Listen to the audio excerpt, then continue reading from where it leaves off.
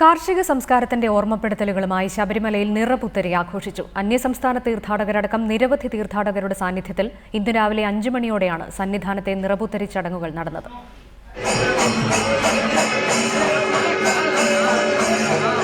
നട തുറന്ന രാവിലെ കിഴക്കേ മണ്ഡപത്തിൽ ഗണപതി ഹോമത്തിന് ശേഷമാണ് നിറപുത്തരി ചടങ്ങുകൾ ആരംഭിച്ചത്. പാലക്കാട് ഉൾപ്പെടെയുള്ള സ്ഥലങ്ങളിൽ നിന്ന് ഭക്തർ കൊണ്ടുവന്ന നെൽക്കതിരുകൾ 18-ാം പടിക്ക് മുകളിൽ വെച്ച് തീർത്ഥം തളിച്ച് പൂജിച്ച് ശുദ്ധിവരുത്തി. മേൽശാന്തിയും തന്ത്രിയും ചേർന്ന് നെൽക്കതിരുകൾ ശിരസിലേറ്റി ശ്രീകോവിലിന് വലം വെച്ചു.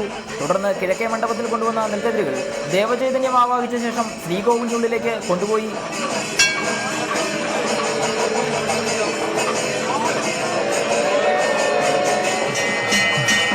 അയ്യപ്പ വിഗ്രഹത്തിന് ഇരുവശവും നെൽക്കതിരുകൾ വെച്ച് പ്രത്യേക പൂജയും നടത്തി. കുന്നല് കുത്തിയ അവലും മലരും അയ്യപ്പൻ നിവേദിച്ചതോടെയാണ് ചടങ്ങുകൾ അവസാനിച്ചത്. തുടർന്ന് അയ്യപ്പ ഭക്തന്മാർക്ക് പൂജിച്ച നെൽക്കതിരുകൾ പ്രസാദമായി വിതരണം ചെയ്തു.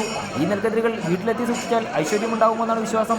പ്രതികൂല കാലാവസ്ഥയെ പോലും അവഗണിച്ച് ആയിരക്കണക്കിന് തീർത്ഥാടകരാണ് നിറപുത്തരി ചടങ്ങുകൾ ദർശിക്കാനായി സന്നിധാനത്തേക്ക് എത്തിക്കൊണ്ടിരിക്കുന്നത്. ഇന്ന് ഒരു ദിവസത്തെ പൂജകൾ പൂർത്തിയാക്കി രാത്രി 10 മണിക്ക് നടയടയ്ക്കും. പിന്നീട് ചിങ്ങമാസ പൂജകൾക്കായിട്ടായിരിക്കും ശബരിമലയിൽ നട തുറക്കുക. സന്നിധാനത്ത് നിന്നും ക്യാമറമാൻ ഷമീർ പത്തനാപുരത്തിനൊപ്പം എസ് ശ്യാംകുമാർ, റിപ്പോർട്ടർ.